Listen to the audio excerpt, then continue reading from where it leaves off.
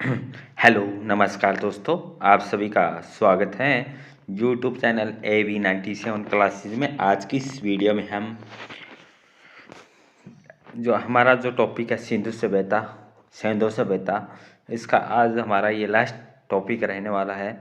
विज्ञान एवं प्रौद्योगिकी, जो साइंस एंड टेक्नोलॉजी है, ये हम डिस्कशन करेंगे। और फिर इसके बाद हमारी जो सिंधु सभ्यता है ये समाप्त हो जाएगी। इसके बाद जो हमारा टॉपिक रहेगा महापाषाण काल है, उसके बारे में हम डिस्कशन करेंगे। तो टेक्नोलॉजी की बात करें तो इसमें जो विरजेट एंड रेमंड एल्चुन के द्वारा science and technology in India 1967 में दिए गए एक मत के अनुसार भारत में तकनीकी या औद्योगिक क्रांति का जन्म 4000 ईस्वी पूर्व में हो गया था। माय डियर फ्रेंड्स, इसमें बताया जा रहा है कि जो हमारे विरजेट एंड रेमंड एल्चियन के द्वारा टेक्नोलॉजी इन इंडिया 1967 में दिए गए एक मत के अनुसार भारत में तकनीकी या टेक्नोलॉजी क्रांति का जन्म 4000 ईस्वी पूर्व में ही हो गया था, जिसका प्रथम जो चरण है 3000 ईस्वी पूर्व में पूर्ण माना जाता है। इस काल में 3000 ईस्वी में आमरी, कोरदीजी आदि एक विकसित सभ्यता के प्रमाण हमें मिले हैं, जिसका निर्माण ज्ञान एवं टेक्नोलॉजी के बिना असंभव था। इसके बाद अगर बात करते हैं सिंधु घाटी की सबसे प्रमुख विशेषता क्या थी, नगर नियोजन प्रणाली थी। सिंधु घाटी की सबसे इम्पोर्टेंट जो बात है वो क्या है कि नगर नियोजन प्रणाली थी। जो वैदिक है वो क्या थी, ग्रामीण सभ्यता थी। इस काल के लोगों के द्वारा, सिंधु सभ्यता के लोगों के द्वारा पक्की ईंटों का प्रयोग किया था। 2 मंजिले मकान हमें मिलते हैं, समकोण काटती हुई सड़कें, ये प्रमुख विशेषता थी। जल निकासी प्रणाली भी इम्पोर्टेंट थी। जहाज निर्माण कला भी था, गोदियों का निर्माण था, कताई के लिए तकलियों का प्रयोग था, मुद्री का निर्माण और ठोस पहियों वाली गाड़ियां इनकी अभियंत्रिक दक्षता को दिखाते हैं। इसी के साथ प्राचीन हड़प्पा वासियों को रसायन विद्या, धातु क्रम, औषधि निर्माण, शल्य क्रिया की जानकारी थी। धातु गलाने की तकनीक विकसित थी। उस युग में मिश्र धातु कांसा का निर्माण भी किया गया था।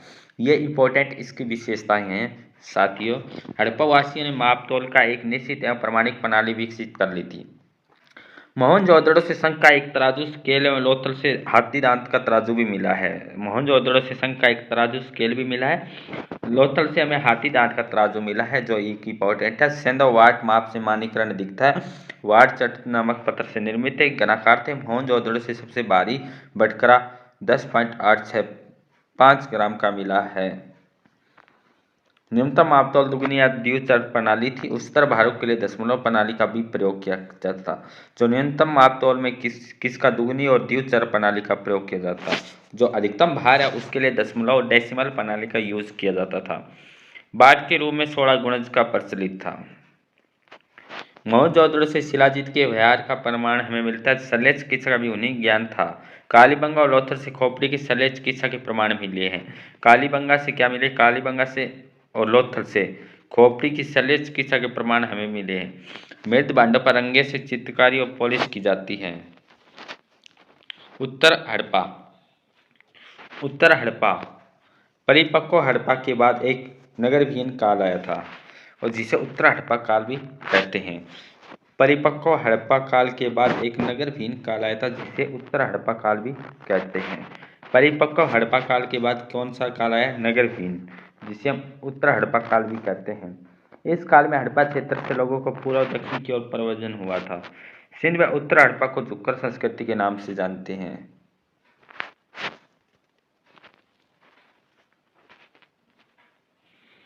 जिसके केंद्र जुक्कर, जनोदड़ और आमरी थे। पश्चिम पंजाब हड़प्पा तक गगर आगरा से प्राप्त उत्तर हड़प्पा स्थलों से हमें सिमेट्री की एच संस्कृति भी कहा गया है। बावलपुर में भी इसके संस्कृति के प्रमाण हमें मिले हैं। आकरा नदी पर कुड़ीवाला 38 हेक्टेयर के उत्तर हड़प्पा के प्रमाण हमें मिले। हरियाणा के भगवानपुरा और पूर्वी पंजाब के ददेरी और कटपालो नागर से उत्तर हड़प्पा के साक्ष्य हमें मिले हैं। प्रमुख उत्तर हड़प्पा स्थलों से प्राप्त साक्ष्य क्या मिले हैं। सबसे पहले बात करते हैं तो आलमगीर से भट्टे की पक्के ईंटों के साक्ष्य हमें मिलते हैं उत्तर हड़प्पा स्थल से। भगवानपुरा के उत्तर हड़प्पाकालीन स्तर से उत्कृष्ट शिल्प कला के प्रमाण हमें मिलते हैं। 19 टुकड़ों में ग्राफिट के अवशेष भी हमें मिले हैं। फारस की खाड़ी में प्रचलित 3 मुखों वाले जंतु का मोहर भी हमें मिला है फारस की खाड़ी से। वेट द्वारका भी हमें मिला है। उत्तर हड़प्पा चरण में भी गुजरात का व्यापारिक संबंध फारस की खाड़ी से बना है। देवाबाद से मृदवाड़ पर हड़प्पा लिपि मिलती है। उत्तर हड़प्पा काल में कृषि की विविधता भी दिखती है, जो सबसे बड़ी विशेषता है। बलूचिस्तान में पीरक से एक दो फसल उगाने के प्रमाण भी हमें मिले हैं। उरास में फसलों की विविधता भी दिखती है। सबसे प्रमुख फसलों को लोबिया, मटर और कपास का भी खेती की जाती है। उत्तर हड़प्पा मृद बांधों से प्राप्ति मालवा की सिनोनिया और खुदाई बसेया और मंदसौर की मनोती भी हुई है। गंधार संस्कृति, ढाली गई गुफाएं और कटलोई यहाँ के प्रमुख उत्तर हड़प्पा स्थल है। कटलोई के 2 कब्रों में मालिक के 7 घोड़े व कांस्य का मॉडल भी हमें मिला। एच दानी ने पाकिस्तान की गंधार मकबरों की भी खुदाई की है। अकरा संस्कृति का उत्खनन M.R. मुगल ने किया गया है। तो ये हमारी हड़प्पा सभ्यता से संबंधित एक टॉपिक था। आज जो हमारा नेक्स्ट जो अध्याय है ताम्रपाषाण संस्कृति, ये हम नेक्स्ट क्लास में अध्ययन करेंगे। Thank you all of you. जय हिंद, जय भारत।